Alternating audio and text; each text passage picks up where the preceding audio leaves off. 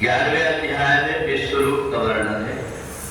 यही कष्टम जगत दर्शनम अस्याद सचराचरम मम देहे गुणाकेश यच्चाद द्रष्टुमिच्छसि। भगवान कहते हैं, हे अर्जुन, मेरे इसी शरीर में चार आचार सहित संपूर्ण जगत को देखो तथा तुम अन्य जो कुछ भी देखने की इच्छा रखते हो उसे भी तुम देखो। भगवान ने दृष्टि अलग अलग कैसे होती है ये बताया कि हम अगर कोई वस्तु को जैसी देखते हैं, अगर दूसरी चीज से देखें तो अलग दिखाई देती है। कोई चीज बहुत दूर हो और उसको जब हम दूरबीन से देखते हैं तो वो बड़ी और पास में दिखाई देने लगती है। ऐसे ही बहुत सारी चीजें इस संसार में जो हमारी सूक्ष्म दृष्टि से दिखाई नहीं देती।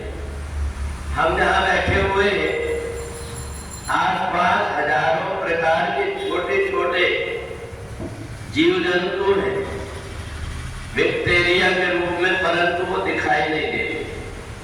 जब हम उनको अलग प्रकार से देखने की कोशिश करते हैं तब हमें पता लगता कि एक बार हम श्वास लेते हैं तो कितने बैक्टीरिया हमारे अंदर चले जाते हैं।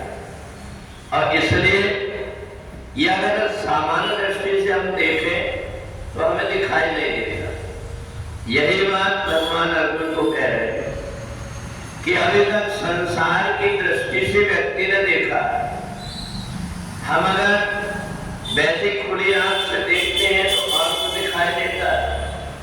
अगर हम चश्मा लगा लें तो अक्षर बड़े दिखने लगते हैं, साफ दिखने लगते हैं।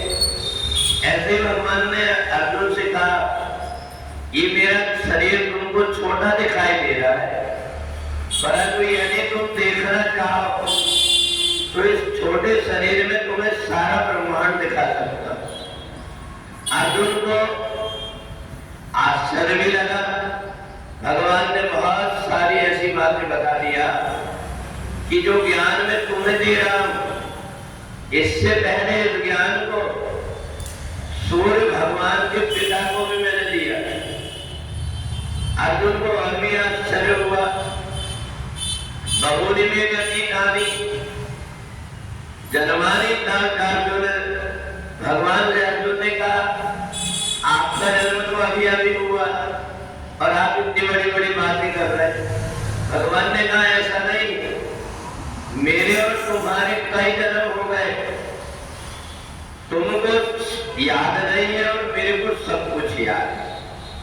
जितने जन्म मेरे हुए, मेरे शरीर के अंदर जो जो भी है, अगर तुम देखना चाहते हो तो मैं उनको दिखा सकता। और भगवान ने तुरंत अर्जुन को दिव्य दृष्टि दे करके और अपने अंदर की सारी जितनी चीजें कि जितने प्रकार के ब्रह्मांड हैं, जितने भी देवता हैं, भगवान ने दो रूप ऐसे दिखाया।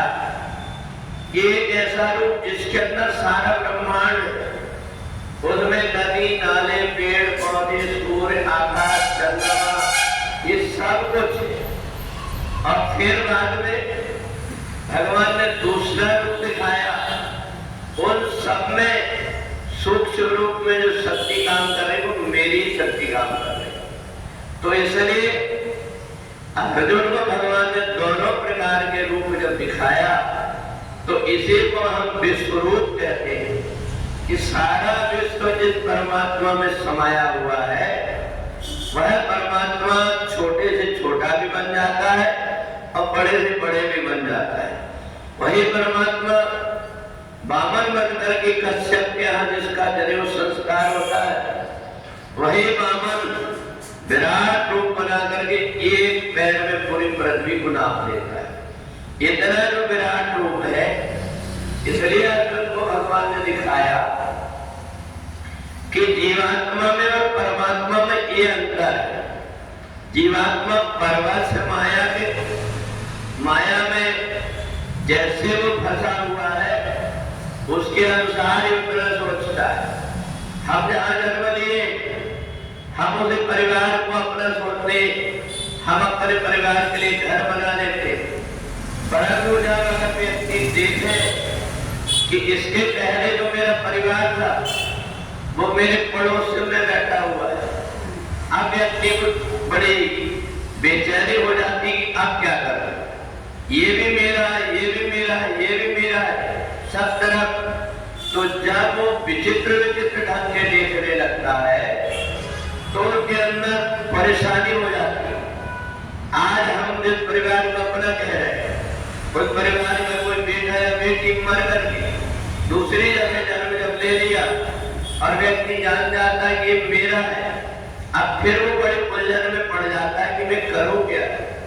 इसको मैं बहुत पढ़ा लिखा रहा था, बहुत प्रकार से अपनापन दिखा रहा था, इसके लिए सब कुछ खरीदने के लिए तैयार हो गया था, पर ये जन्म लेकर के दूसरी जगह आ गया, अब इसके लिए करे या ना करे, वो बड़े असमंजस में पड़ जाता है।